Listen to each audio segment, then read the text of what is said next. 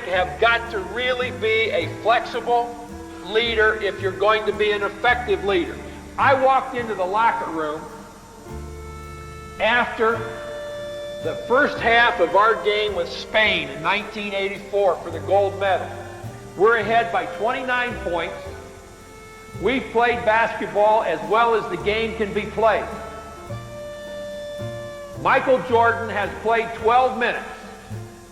Out of the 20, he has 11 rebounds, 9 assists, and 19 points in 12 minutes.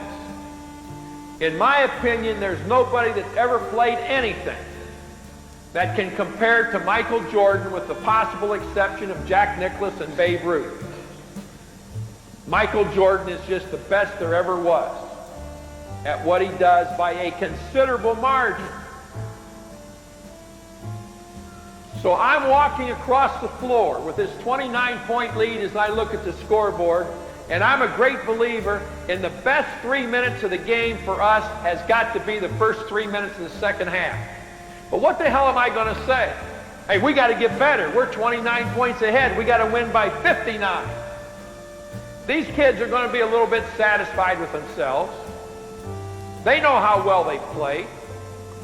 And when I get to the locker room, I still haven't come up with an answer. I open the door, and the first guy I see is Jordan sitting in front of his locker. Idea light flashes. I say to myself, I'm going to get on Jordan's ass a little bit. And everybody else is going to say, God, if he's upset with Jordan, how's he feel about me?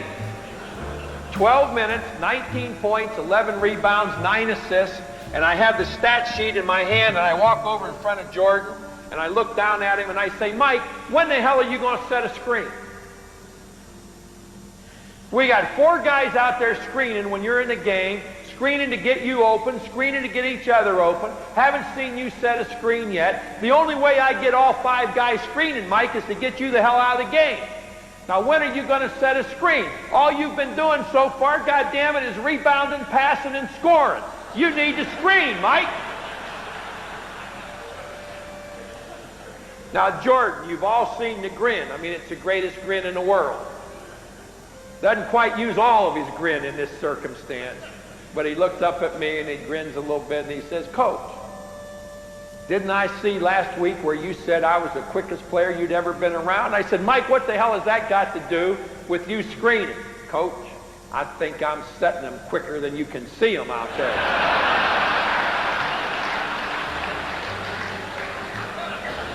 Well, I was flexible enough to look at Jordan and say, then, God damn it, slow him down a little bit so I can see him.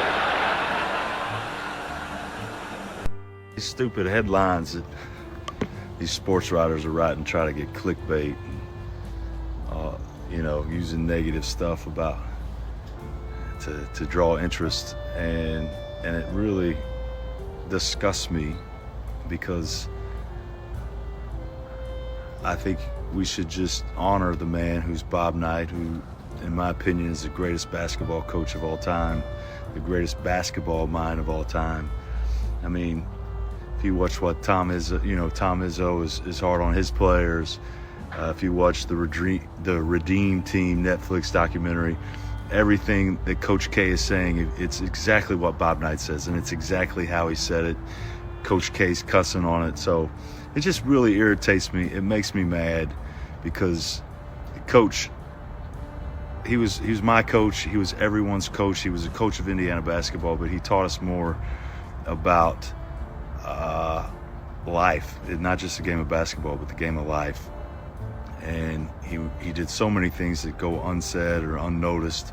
So much money that he donated back to Indiana University, the library, him taking care of players after they left. He's just a great man who liked to hunt and fish. And I'm just real irritated by all the negative things these sports writers are writing, because honor the man, Coach Bob Knight, the greatest to ever coach the game of basketball.